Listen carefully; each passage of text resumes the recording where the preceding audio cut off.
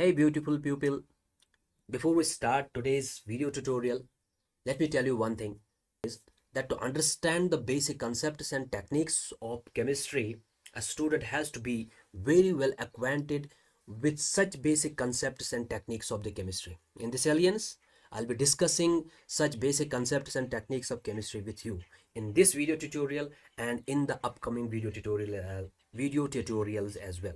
So let us begin our discussion by giving a brief introduction to science, what is chemistry, what is matter, and how is matter classified. Assalamu alaikum, welcome all, this is Sabzar. So starting from the very basic thing, that what is science, okay? Science is a systematic endeavor that builds and organizes the knowledge in the form of testable explanations and predictions about universe. I have written this also. आपके सामने लिखा हुआ है यही चीज़ कि जो science है वो एक सिस्टमेटिक एंडीवर है, एक अचीवमेंट है that builds and organises the knowledge. किसकी शक्ल में वो नॉलेज और नॉलेज को ऑर्गेनाइज करता है? In the form of testable explanation and predictions about universe. यही आप दूसरे वर्ड्स में भी कह सकते हैं. It is a continuous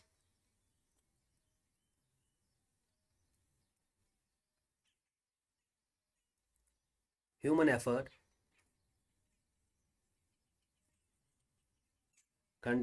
effort to systemize the knowledge, to systemize the knowledge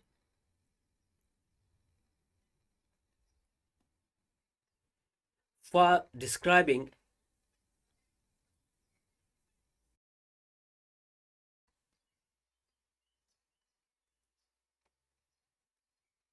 and understanding the nature of universe and understanding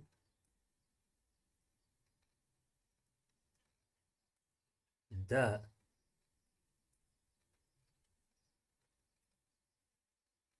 nature of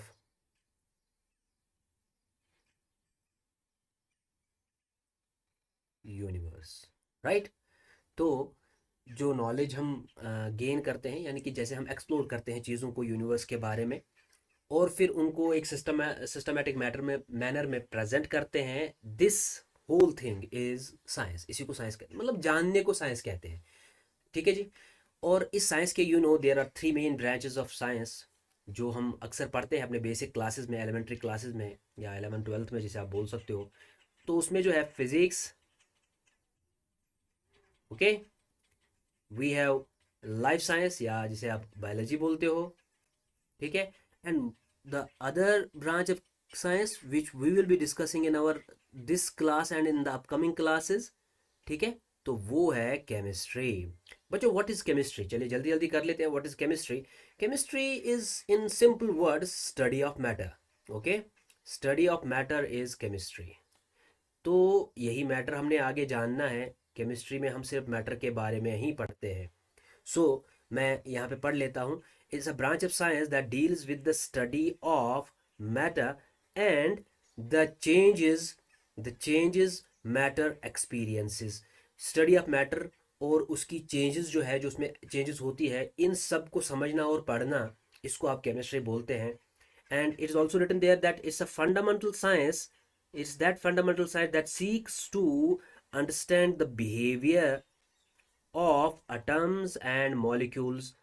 क्योंकि तो क्या कहता है कि साइंस का मतलब ही है एटम्स और मॉलिक्यूल्स का बिहेवियर समझना, कि कैसे वो इंटरेक्ट करते हैं, कैसे मैटर को, अलग अलग तरीके के मैटर को बनाते हैं. ठीक है. इसी को आप केमिस्ट्री बोलते हैं. एंड इसके अलावा केमिस्ट्री में आप ये भी जानते हैं कि what are the laws and principles which govern the interaction of these atoms and molecules, or in simple words which govern the interaction of matter. ठीक है. तो ये आप केमिस्ट्री में समझते हैं. अच्छा चलिए, तो in you also know that chemistry in itself has 3 branches. ठीक है, मेन ब्रांचेस जिनके हम बात करते हैं. And one of them is organic chemistry, other is inorganic chemistry. आपके सामने है. ठीक है.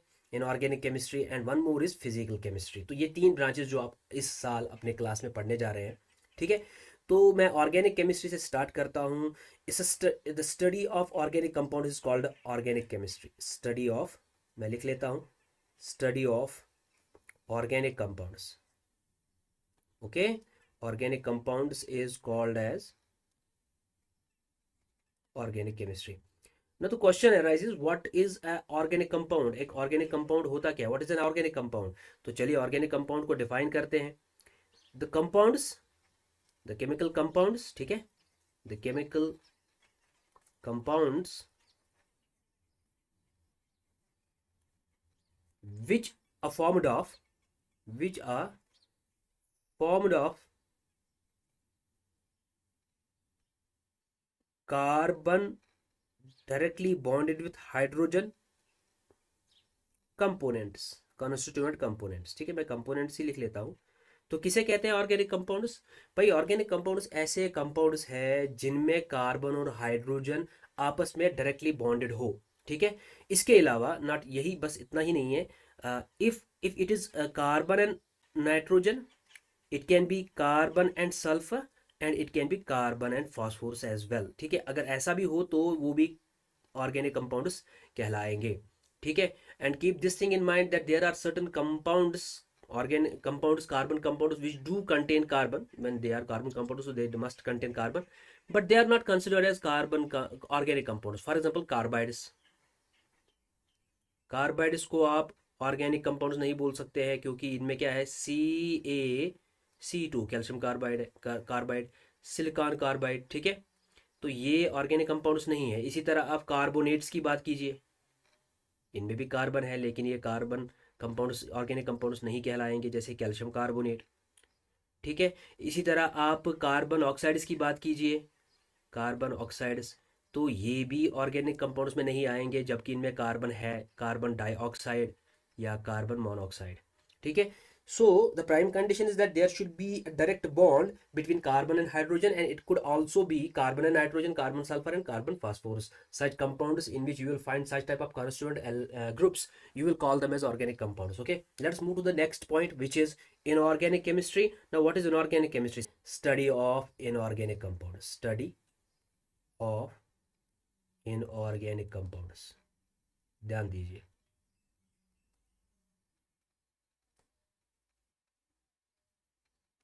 अगेन फिर वही क्वेश्चन आता है कि भाई इनऑर्गेनिक कंपाउंड्स किन्हें कहते हैं। भाई those compounds which are not organic और इनऑर्गेनिक कंपाउंड्स, सिंपल, इसमें कोई ज़्यादा वो मेहनत करने की ज़रूरत नहीं है। मिसाल के तौर पर calcium carbide, calcium carbonate, sodium bicarbonate, है ना, carbon dioxide, carbon monoxide, sodium chloride, ठीक है, पोटेशियम क्लोराइड, ये सारे के सारे क्या है, इनऑर्गेनिक कंपाउंड्स है ना। What is physical chemistry? That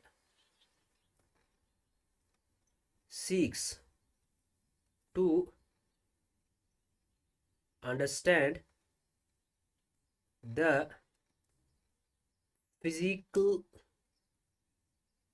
nature of chemical systems। मैं लिख लेता हूं यहां पे chemical systems.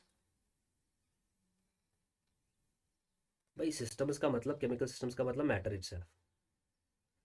That seeks to understand the physical nature of chemical systems by using what? By employing or by using what? Physics, concepts of physics, of physics and mathematics। Mathematics spelling गलत होगी, कोई नहीं, ठीक कर लीजिएगा, ठीक है जी। तो इसको आप फिजिक्स बोलते हैं। इसमें क्या आप गिनेंगे, कौन से प्रिंसिपल्स जैसे आप यूज करते हो इसमें, क्या बोलते हैं इसको, thermodynamics,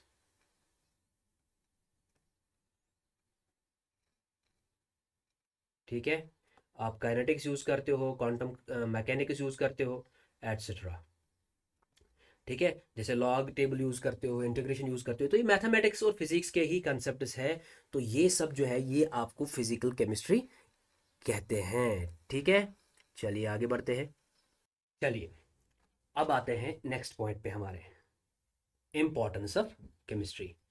so developments of chemistry has become an integral part of our day to day life, ये आप जानते हैं, ठीक है ना। तो वो क्या डेवलपमेंट्स है जिससे हम पता कर सकते हैं कि केमिस्ट्री का इंपॉर्टेंस हमारी लाइफ में बहुत ज़्यादा। सारे के सारे लिविंग सिस्टम्स इन इटसेल्फ एक केमिकल सिस्टम ही है, और जिसमें जितना भी जो लाइफ एग्जीक्यूटिंग प्रोसेसेस है वो सारे के सारे केमिस्ट्री केमिकल्स के थ्रू ही होते हैं। तो ये एक स्कोप है केमिस्ट्री का। ये जो है कंट्रोल एंड कोऑर्डिनेशन, ठीक है, कंट्रोल एंड कोऑर्डिनेशन से मैं स्टार्ट करता हूँ। Control and coordination of our body system, ये आप अच्छी तरह से जानते हैं। तो it is being executed in our body and in the bodies of animals by an organ which is called as central nervous system. Okay, central nervous system क्या करता है? It actually sends its signals to the different peripheral organs and parts of the body via certain chemical messengers. Okay, जैसे आप उसमें से example लिख सकते हो नाइट्रिक ऑक्साइड।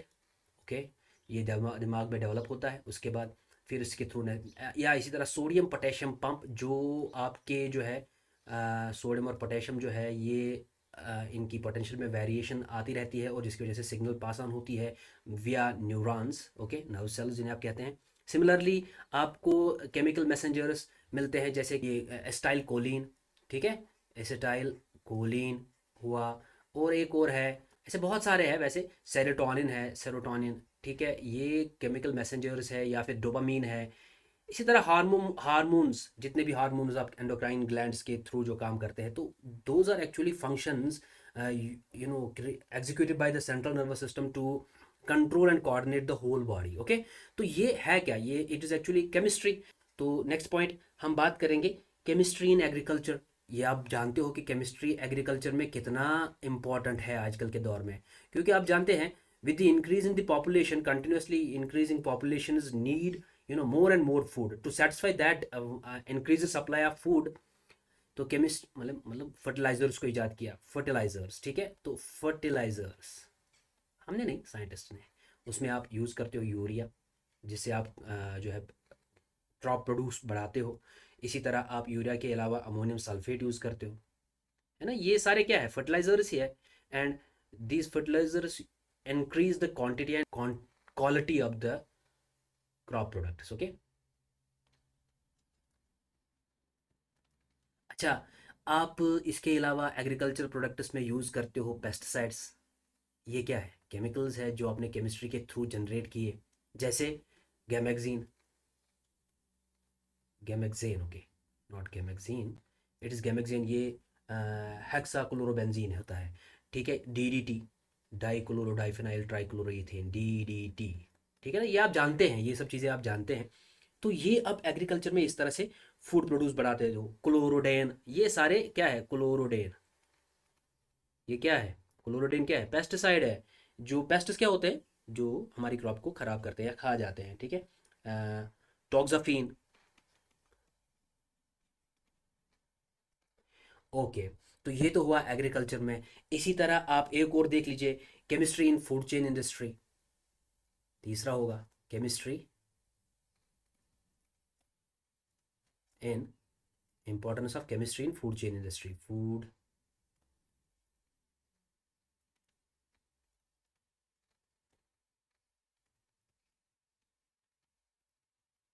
इसमें क्या बोलोगे? देखो बच्चों, आप लोग जानते हैं प्रिजर्वेटिव्स। अब प्रिजर्वेटिव्स क्या है, those chemical products which we use to increase the shelf life of food. Okay, जो हम जैसे आप जानते हैं चिप्स आप यूज़ खाते हैं बहुत सारे, है ना। तो उसमें आपको वो गैस मिलती है ना, वो भरा हुआ होता है पॉकेट, उसमें N2 गैस होती है। N2 gas, nitrogen gas. वो क्यों होती है? क्योंकि N2 गैस जो है ना वो इनर्ट है। इनर्ट का मतलब ये रिएक्ट नहीं करता है, रिएक्टिव नहीं होता है। और जब ये चारों तरफ चिप्स के होता है तो ये उसको इंटरेक्शन करने से, बाकी केमिकल से, चारों तरफ के केमिकल से इंटरेक्ट करने से बचाता है, और अल्टीमेटली उसकी शेल्फ लाइफ जो है बच जाती है। प्रिजर्वेटिव्स में आप बोल सकते हो जैसे सोडियम बेंजोएट, पोटेशियम बेंजोएट, ये जो है ये बेंजोएट प्रिजर्वेटिव्स में आते हैं, ठीक है ना। मैं लिख लेता हूँ सोडियम बेंजोएट।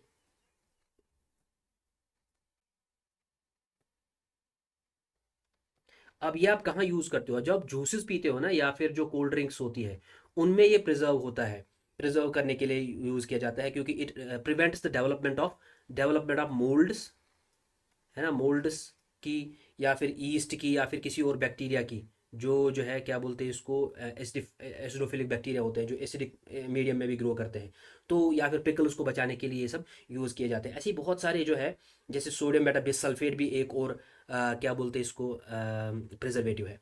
ठीक है। अच्छा, इसी के साथ में आपने इमल्सिफायर्स का भी नाम सुना होगा। अब इमल्सिफायर क्या होता है? इमल्सिफायर एक ऐसा कंपाउंड होता है जो एम्फीपैथिक नेचर होता है। इमल्सिफायर्स, ठीक है।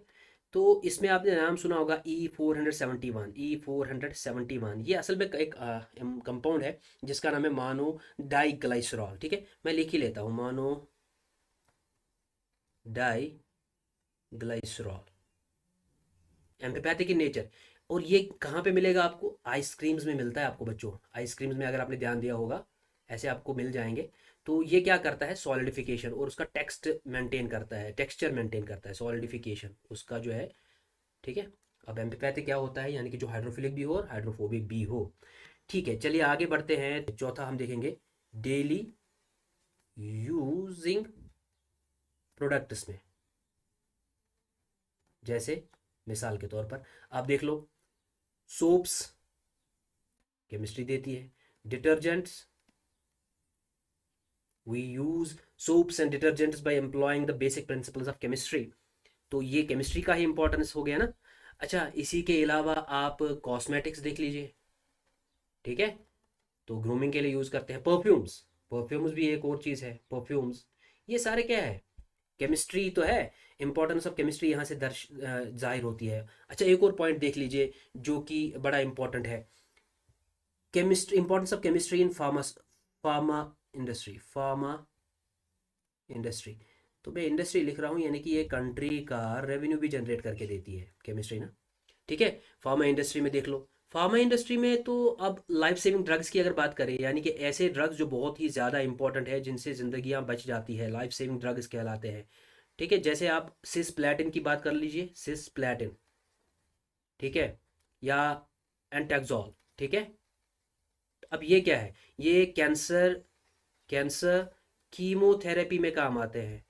ठीक है, तो हुए ना लाइफ सेविंग ड्रग्स। एक और लिख लीजिए, AZT, लिखा होगा आपकी किताबों में, एजिडोथाइमिडीन। एजिडोथाइमिडीन। अब ये क्या है? ये क्या है? ये एड्स ट्रीटमेंट में काम आता है, एड्स पेशेंट्स को ट्रीट किया जाता है। ठीक है ना।